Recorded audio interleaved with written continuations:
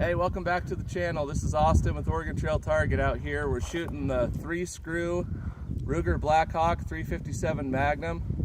This one's got the 4 5/8 inch barrel and it was made in 1968. We're shooting factory MagTech 38 Special 158 grain lead semi-wad cutter ammo. And I'm gonna try to hit a red Gatorade bottle at 20 yards with one hand.